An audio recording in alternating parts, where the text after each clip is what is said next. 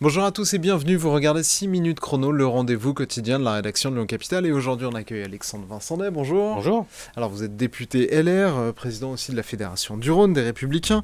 Avec vous je voulais revenir un petit peu sur le climat politique du moment où Emmanuel Macron tente de créer des ponts avec d'autres partis, d'élargir sa majorité. Il a reçu tous les chefs de parti. Vous faites partie donc des Républicains. Vous faites partie chez les Républicains de ceux qui appellent justement à répondre à cette main tendue. Visiblement, c'est une opinion minoritaire dans votre parti, puisque Éric Ciotti a dit qu'il avait été relativement déçu finalement de ces échanges et de ce qu'en avait retenu Emmanuel Macron. En quoi il se trompe, Éric Ciotti ? Moi, je vais vous dire, après, la question, c'est pas les questions de personne. Moi, je pars du principe, et c'est une ligne que je défends avec d'autres dans ma famille politique, Rachida Dati, Jean-François Copé, Nicolas Sarkozy et beaucoup de collègues parlementaires, d'ailleurs, sont sur cette ligne. C'est de dire une chose. On a une situation politique et institutionnelle qui est inédite. Un président de la République qui ne peut pas se représenter, c'est la première fois que la Constitution, que la règle dans la Constitution est-ce que modifiée en 2008 s'applique. Comme il le dit de lui-même, une funeste connerie? Je n'emploierai pas ces mots-là. Simplement, ce que je veux dire, c'est qu'à partir du moment, c'est un peu comme aux États-Unis, où le président réélu ne peut pas se représenter, forcément, sur l'ensemble du mandat, vous allez avoir, on va dire, une influence qui va s'amenuiser au fur et à mesure qu'on va se rapprocher de l'échéance de 2027. C'est, à mon sens, quelque chose qui peut affaiblir la fonction du président de la République dans son deuxième mandat. Cependant, c'est une règle, elle s'applique, c'est la Constitution et c'est la règle suprême. Et donc on a ce président de la République qui ne peut pas se représenter à l'issue de son deuxième mandat et un président de la République qui n'a qu'une majorité relative à l'Assemblée nationale. Et donc si on veut avoir une stabilité institutionnelle pour éviter une sortie de route qui peut amener à une dissolution qui à mon avis ne réglerait strictement rien, aujourd'hui les Républicains, ma famille politique, pourraient être au rendez-vous de l'histoire. Le général de Gaulle a créé la Ve République parce qu'il voulait mettre fin à ce qu'il appelait le régime des partis. Et il est assez paradoxal finalement que ce soit un des partis issus du gaullisme qui aujourd'hui puisse être un élément parfois d'instabilité. On l'a vu avec la réforme des retraites, où finalement en fait ma famille politique a défendu cette réforme lors de campagnes électorales, lors des primaires, lors des élections présidentielles, des élections législatives, et pour autant au Sénat, qui a validé la majorité LR, enfin c'est une majorité LR au Sénat, le Sénat a voté, comme vous le dites très bien, cette réforme des retraites, et à l'Assemblée nationale, c'est donc le groupe LR qui est un groupe pivot, qui peut apporter une stabilité institutionnelle qui était source d'instabilité. Et moi j'estime que quand vous êtes héritier d'un parti issu du gaullisme, vous ne mettez pas le feu au pays. Or certains ont joué avec le feu lors de cette réforme des retraites, parfois par petits calculs politiciens, parfois aussi par manque de conviction. Moi j'estime que quand vous faites de la politique, avant de penser à votre propre boutique, à votre élection, on doit d'abord penser à l'intérêt du pays et aussi on doit penser à défendre ce qu'on a défendu depuis des décennies. Donc il y a un moment, il faut prendre ses responsabilités. C'est ce à quoi, avec un certain nombre de mes amis, j'appelle.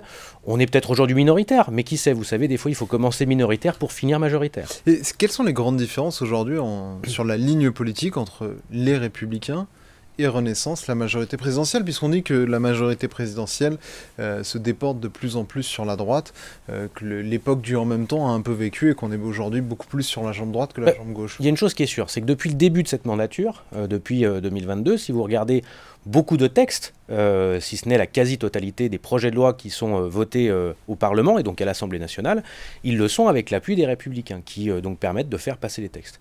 Depuis le début de ce quinquennat, nous avons pu faire passer les mesures sur le pouvoir d'achat en juillet dernier avec un certain nombre de mesures aussi dans la loi rectificative, le projet de loi de finances rectificative qu'on avait voté avec le pacte pouvoir d'achat en juillet dernier avec une baisse assez immédiate d'un certain nombre de produits ou d'items qui impactent le pouvoir d'achat des Français. Je pense notamment à l'essence, mais pas que. Il y a eu le chèque énergie, le bouclier tarifaire, etc. Vous avez un certain nombre de lois structurantes. La loi de programmation du ministère de l'Intérieur avec des augmentations inédites de crédits pour les forces de l'ordre. Vous avez eu la loi de programmation militaire, 413 milliards d'euros pour remettre notre armée à flot. Et on le voit aujourd'hui, on a une guerre aux portes de l'Europe. C'est nécessaire de réarmer nos militaires et aussi de nous rééquiper. Vous avez la loi de programmation justice. Au bout du compte, on est tombé d'accord sur l'augmentation des places de prison, sur l'augmentation de 1500 magistrats, sur une augmentation sans précédent aussi des crédits alloués à la justice. Donc sur le volet régalien, pour l'instant, on a plutôt trouvé des accords. Vous avez, alors bien sûr, il y a eu le psychodrame de la réforme des retraites, mais dans le silence le plus absolu, on a même voté la loi la plus importante de ces 40 dernières années sur la programmation énergétique avec l'augmentation et la modernisation du parc nucléaire. Donc ça veut dire qu'aujourd'hui, on arrive à trouver des points d'accord importants avec la majorité. Après, Il y aura d'autres débats sur la loi immigration notamment. Il y aura peut-être, c'est certainement des débats sur la loi de programmation des finances publiques qui arrive là dans quelques jours à l'Assemblée nationale. Donc bien sûr qu'il y a des différences, mais dans le même temps, le but aujourd'hui, c'est de trouver des points de convergence et qu'on arrête un petit peu à chaque fois de se cacher derrière les étiquettes politiques pour une bonne et simple raison, c'est que les Français que je rencontre dans ma circonscription, mais aussi ailleurs, nous disent une chose. Arrêtez de ne penser qu'à vous et à vos petites boutiques, à vos petites querelles. Pensez à nous et trouvez des solutions. Je pense qu'aujourd'hui, on est à l'aune d'une nouvelle donne politique.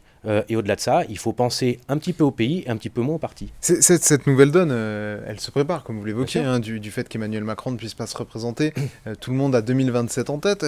Cet été, dans un nouveau volume de ses mémoires, Nicolas Sarkozy a confié son admiration pour Gérald Darmanin. Il a aussi exhorté Laurent Wauquiez à prendre des risques. Est-ce que vous trouvez que Laurent Wauquiez ne prend pas assez de risques ? Je ne vais pas parler des personnes encore une fois. Le vrai sujet, c'est que je pense qu'une campagne présidentielle, pour avoir participé à certaines campagnes, pour vous dire, je pense que c'est l'élection la plus dure qui soit. C'est un rendez-vous extrêmement important entre un candidat ou une candidate qui va à la rencontre des Français. Et c'est l'élection aussi, entre guillemets, la plus violente. Et c'est celle où en fait vous êtes tellement passé au scanner qu'il faut un moment être à nu devant les Français pour qu'ils puissent se dire cette personne-là a l'épaisseur, a la sincérité, a la solidité pour pouvoir diriger notre pays pour les 5 années qui viennent. Il y a une chose qui est sûre, c'est que dans une compétition aussi difficile, il faut prendre des risques. Et un chef, un leader, c'est quelqu'un qui est capable de faire preuve d'audace, qui a une capacité d'entraînement hors du commun et qui, au-delà de ça, est en capacité aussi de prendre des risques. Vous savez, quand vous dirigez une collectivité importante, une mairie, ou quand vous êtes parlementaire, vous prenez parfois des risques, même parfois parce que c'est nécessaire. Et puis, vous avez toujours la question de dire, est-ce que je me sécurise sur un vote ou sur une position, ou est-ce qu'à un moment, je fais preuve d'un peu d'audace parce que c'est l'intérêt collectif qui prime? C'est exactement la même chose pour une élection présidentielle, d'autant plus que c'est encore une fois le poste le plus difficile de la République, et que vous dirigez la 5e puissance mondiale. Je pense que celui ou celle qui sera le plus en capacité de rassembler dans les 4 ans qui viennent, ça sera en effet celui qui ira le plus à la rencontre des Français, en étant le plus sincère possible, et au-delà de ça aussi, en étant en capacité de faire preuve de beaucoup d'imagination et de sortir des vieilles recettes pour proposer un chemin nouveau aux Français pour les années qui viennent. Merci beaucoup Alexandre Vincenlet d'avoir répondu à notre invitation et à nos questions. Moi je vous retrouve très bientôt pour une nouvelle édition de 6 minutes chrono. Au revoir.